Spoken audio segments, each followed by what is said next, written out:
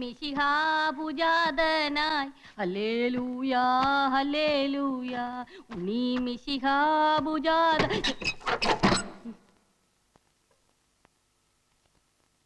എന്റെ മകളെ ഇത് ഞാനാ, നിന്റെ അപ്പൻ ഇറുക്കിപ്പര വർക്കി കണ്ണുറക്ക്. അയ്യോ അപ്പനാ, ഞാൻ വിചാരിച്ചു ഇവിടുത്തെ ഇടങ്ങേറി പിടിച്ച പോലെ തമ്പുരാക്കന്മാരും ആയിരിക്കുമെന്ന്. ഉമ്മറത്താരെയും കാണില്ലല്ല, മന്ത്രവാദി പിശാചുക്കൾ എങ്ങാട്ട് പോയി? കഴിഞ്ഞ ദിവസം ഒരു തമ്പുരാൻ ഈ വീട്ടിൽ പാമ്പ് കടിച്ചു മരിച്ചു.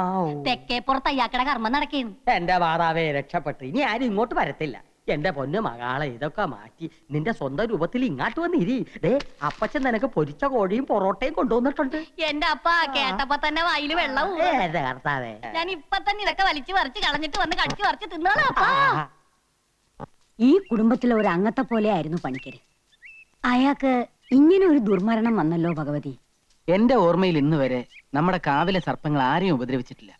എന്നാലും പണിക്കരെ പോലെ ഇത്രയും ഭക്തനായിട്ടുള്ള ഒരാൾക്ക് ഇങ്ങനെ ഒരു അനുഭവം വന്നല്ലോ എന്ന് ഓർക്കുമ്പോഴാണ്. മുത്തശ്ശി, നമുക്ക് മേപ്പാടനെ ഒന്ന് വരുത്തിയാലോ? ഇതിനിപ്പോ മേപ്പാടിനെ വരുത്തേണ്ട കാര്യമൊന്നുമില്ല. ഒക്കെ ഈശ്വരവിദ്യാന്ന് കരുതുക. പണിക്കര് പാപകർമ്മമൊന്നും ചെയ്തിട്ടില്ലെന്ന് ഏട്ടന് പറയാൻ പറ്റുമോ? മായമോള് പറഞ്ഞാലും കാര്യമുണ്ട്. പണ്ട് മുത്തച്ഛനുള്ള കാലത്ത് ഗംഗ എന്ന ദാസിപ്പെണ്ണിന് പച്ചജീവനോട് കൊല്ലം തീ കൊളുത്തിയത് പണിക്കരമ്മാവനാണെന്നാ പറയുന്നത്. ഈ ദുർമരണത്തെ പറ്റി നമുക്ക് നമ്മുടെ സ്വാമിയോടും ചോദിച്ചാലോ? അത് ശരിയാ. കാര്യങ്ങൾ ഗ്രഹിക്കുന്നതിൽ മേപ്പാടിനേക്കാളും കഴിവ് സ്വാമിക്കായിരിക്കും. താപസിയല്ലേ അല്ലേ കൃഷ്ണ? അതെ, പക്ഷെ ഇപ്പൊ അങ്ങോട്ട് പോണ്ട. അദ്ദേഹം ശീർഷാസനത്തിൽ അല്ല ധ്യാനത്തിലായിരിക്കും.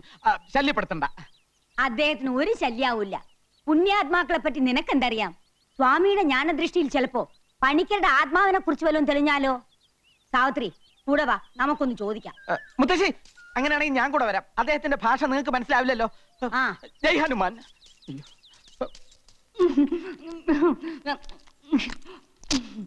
ഇങ്ങനെ ആക്രാന്തം കാട്ടാതെ മകളെ, മെല്ലത്തിന്റെ മകളെ. ഈ ഉണക്കത്തമ്പുരാക്കന്മാരുടെ പച്ചക്കറി നീ അടുത്തപ്പോ എന്റെ മാതാവേ, കൂടെ കൂടെ വന്നില്ലെങ്കിൽ ഞാൻ പട്ടിണി ചത്തു. പട്ടിണി കിടന്നാലും വേണ്ടില്ല, കിളവി തള്ള പിടിക്കാതിരുന്നാ മതിയായിരുന്നു. പിടിച്ചാ നിന്നെ കൊല്ലും മകളെ. കൃഷ്ണ കൊല ഇപ്പൊ തന്നെ നടക്കും. ദേവരുടെ മാലക്കിളവി. ജയ് ഹനുമാൻ.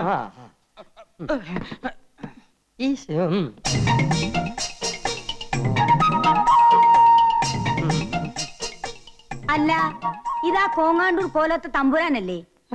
അതെ. ഇതേതാ ഈ പെൺകുട്ടി? പൊറുക്കണം, എന്റെ മകളാ, മാപ്പാക്കണം. ഇവരെ ഈ മകളെയും കൂട്ടി സ്വാമിയെ കാണാൻ വരുമെന്ന് കഴിഞ്ഞ പ്രാവശ്യം വന്നപ്പോഴേ തമ്പുരാൻ എന്നോട് പറഞ്ഞിരുന്നു അല്ലേ? അതിന് മാപ്പാക്കാൻ എന്തിരിക്കുന്നു? സ്വാമികളെ വന്ന് കണ്ട് അനുഗ്രഹം മേടിക്കുന്നത് നല്ലതല്ലേ? അതെ അതെ, ഇപ്പൊ മനസ്സിലായി കേട്ടാ. സ്വാമികൾ എന്തേ അകത്ത് പ്രാർത്ഥനയിലാണോ? മുത്തശ്ശി ഇവിടെ നിന്ന് ഞാൻ പോയി നോക്കിട്ട് വരാം. പെണ്ണുങ്ങള് പൂജാമുറിക്കകത്ത് കയറുന്ന സ്വാമിക്ക് ഇഷ്ടമുള്ള കാര്യമല്ല. മകളുടെ പേരെന്താ?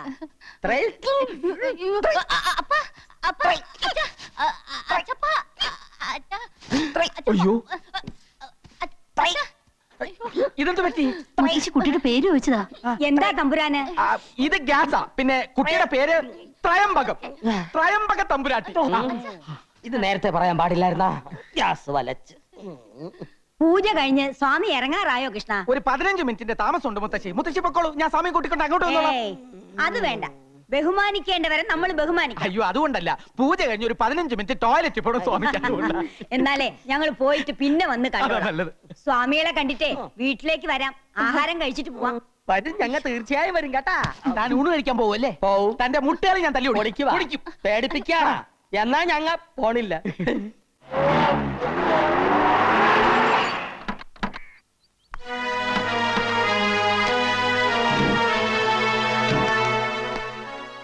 ഇതാ ഞാൻ പറഞ്ഞ കോവിലകം. തലയ്ക്കകത്ത് യാതൊരു മൂളയില്ലാത്ത കുറെ തമ്പുരാക്കന്മാരാ ഇവിടെ ഉള്ളത്. ഡേസിയെ കാണാൻ പോലും ചിലപ്പോൾ അവർ സമ്മതിച്ചില്ലാന്ന് വരും. നമ്മുടെ പെങ്കൊച്ചിനെ വിട്ടു തന്നില്ലെങ്കിൽ നമുക്ക് ചങ്ങനാശ്ശേരി നാളെ ഇറക്കാം. അല്ലെങ്കിൽ എറണാകുളത്ത് പറ്റിയ ടീമുണ്ട്. എന്നതാ തോമാച്ച ഇത്? തല്ലിനും ഗുണ്ടായുസത്തിനൊന്നും പോണ്ട. അവള് നമ്മുടെ ഡെയ്സി മോള് തന്നെ ആണെങ്കിൽ ഈ നാട്ടിൽ നിയമം പോലീസൊക്കെ ഇല്ലേ? എന്തൊക്കെ ചെയ്താലും 4 ആൾ അറിഞ്ഞാൽ നമ്മുടെ പെങ്കൊച്ചിനെ നാണക്കേട്. കാര്യങ്ങളൊക്കെ അങ്ങ് നയത്തി പറഞ്ഞു തീർത്താ മതി.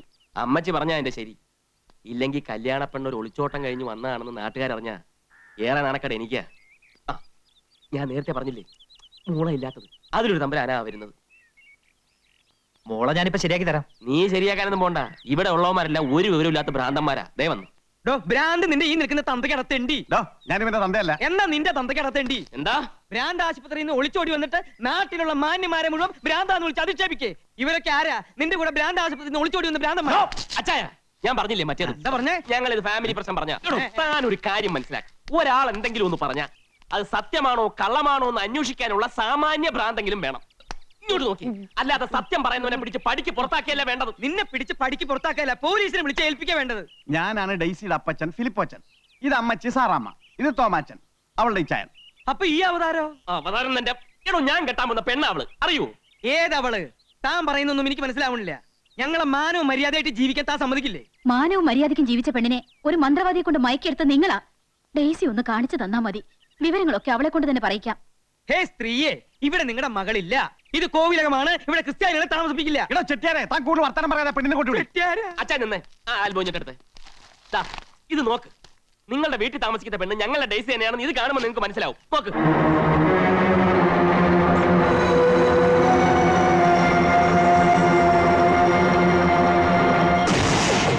ഇപ്പൊ മനസ്സിലായോ ആർക്കാ ഭ്രാന്തം?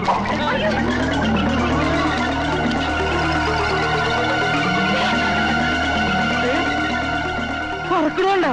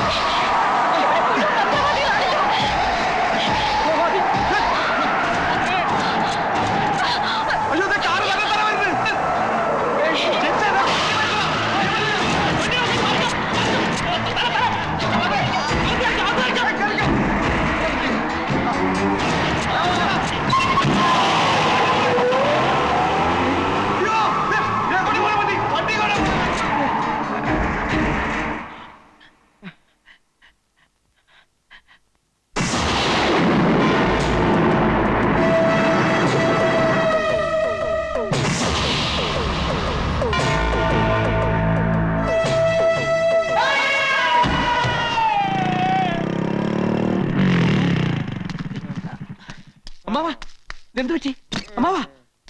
പിടിച്ചേ. ഇവിടെ ഉള്ളവരൊക്കെ എവിടെ പോയി? അമ്മാവാ,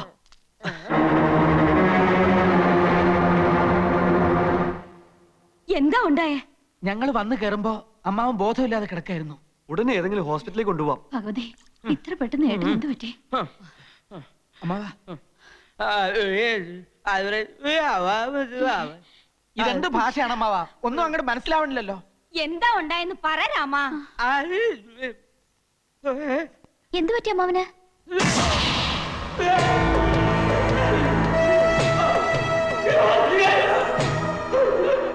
എന്താ? മായയോട് അവൻ എന്തോ പറയണോന്ന്. പറഞ്ഞോളൂ അമ്മാവാ, എന്താണ്ടായേ? ഓ, എന്തെങ്കിലും തിന്നാൻ വേണോ? വെറ്റില മുറുക്കണോ? ഓ, പടം വരയ്ക്കണോ അല്ലേ? എഴുതി കാണിക്കാന്നാണോ? ശങ്കര, ഒരു പേനയും കടലാസും വേഗം ഇഞ്ഞു കൊണ്ടുവാ.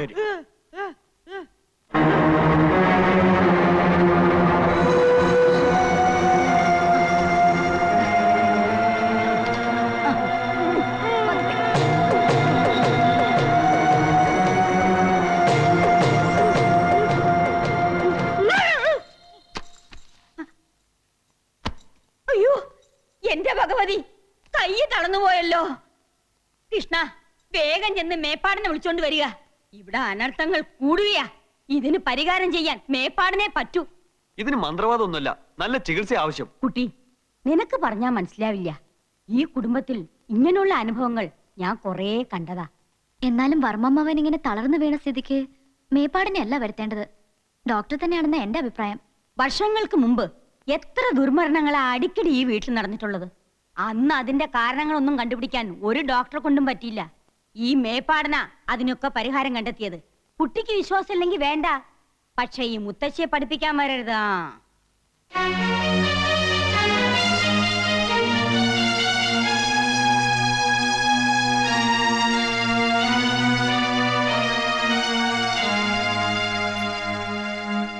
അസുഖം വന്ന ഡോക്ടർമാരെ വിളിക്കേണ്ടത്, അല്ലാണ്ട് മന്ത്രവാദിയല്ല.